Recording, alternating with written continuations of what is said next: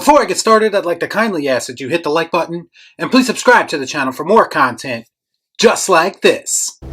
All I'm offering is the truth, nothing more. Before I get into my thoughts on Ghostbusters Afterlife, I'd like to address what seems to be overwhelmingly negative reviews on both Rotten Tomatoes and in the mainstream media. First, I'd be willing to bet that a majority of the people who are giving this movie a bad review were probably fans of the 2016 Ghostbusters movie. Fuck you!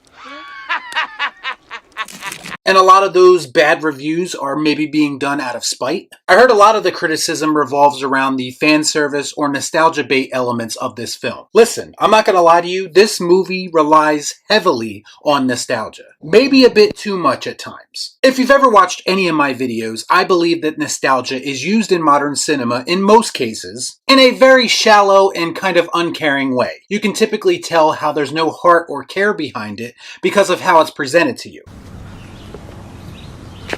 That makes sense. But I'm here to tell you, I think Ghostbusters Afterlife actually handled nostalgia quite well. Ghostbusters Afterlife doesn't feel like as much of a money grab as some of the other returns to old franchises that we've seen in recent years. To me, it's very clear that Jason Reitman, son of Ivan Reitman, wanted to pay tribute to the film that we all love, while also trying to reintroduce it to a new audience. And I think that's a happy medium when bringing back these established franchises. Well, that wasn't such a chore now, was it? I do think it would have benefited the movie if they stepped out of the comfort zone a little bit and tried some new things, because Afterlife does feel like a remake of the original Ghostbusters at times. The story hits a lot of the same beats as the original. They kind of played it safe story-wise in a similar way that The Force Awakens played it safe. The only difference is that I think Ghostbusters Afterlife was handled with a bit more care than Star Wars was. But I think my biggest problem with this movie, if I had to point one out, was that they didn't do enough to carve their own path. That being said, I still enjoyed Ghostbusters Afterlife. It very much feels like a throwback to the Goonies or something like that. There's always something cinematically appealing about a group of kids stumbling across a problem that would seem to be too big for them to handle. The new characters consist of 4 kids who are very much set up to be updated versions of the iconic characters from the original movie. The Stranger Things kid is basically the new Venkman. His sister is the new Egon. His sister's friend is the new Ray, and the Stranger Things kid's girlfriend serves as the late addition that would basically be Winston. Dogs and cats living together, mass hysteria. You see what I mean when I say everything feels very familiar. I mean, they even go to jail at some point and end up fighting the same exact villain. And I don't think this is a spoiler if you've seen the trailer. But yes, Gozer, the Gatekeeper, the Keymaster, all that returns. By the way, there is a joke in this movie about the genderless Gozer basically being pretty woke for ancient times, which I thought was pretty funny. Let's show this prehistoric bitch how we do things downtown.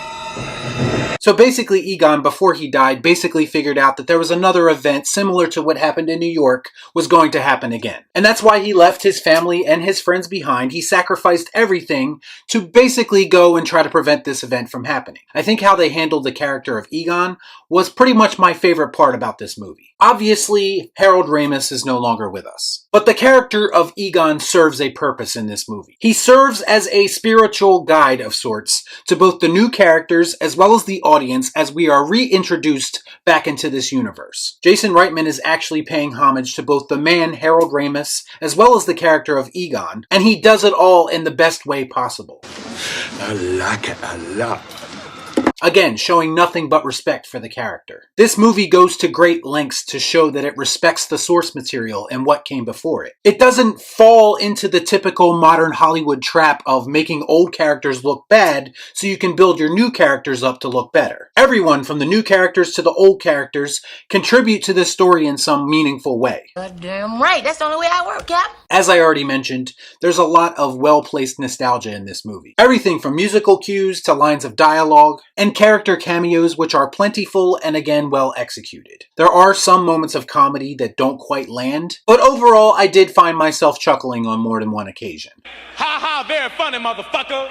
The final act of this movie is pretty much a CGI reenactment of the final act of the original movie. But don't get me wrong, it's not all CGI. There are practical effects thrown in here, which is always a good thing. I still felt like there was enough cool moments at the end of the movie to keep any diehard fan happy though. I've expressed many times how important of a movie that Ghostbusters was to me. So I went into this movie being very careful to not let my nostalgia blind me. I mean, I've been guilty of that in the past. I'm sure a lot of us have been. But I really do think that this movie has the heart that some of the other franchises are missing, especially when they return after a long hiatus. I think Jason Reitman has crafted a love letter to an iconic movie that was very important to all our childhoods. And while it may not be perfect and it did feel a bit too familiar in some aspects, I still had a great time with this movie, so that's why I'm going to give it the pleased Palpatine. Good. So have you seen Ghostbusters Afterlife? If you have, let me know what you thought about it in the comments down below. As always, please like, comment, share, subscribe to the channel.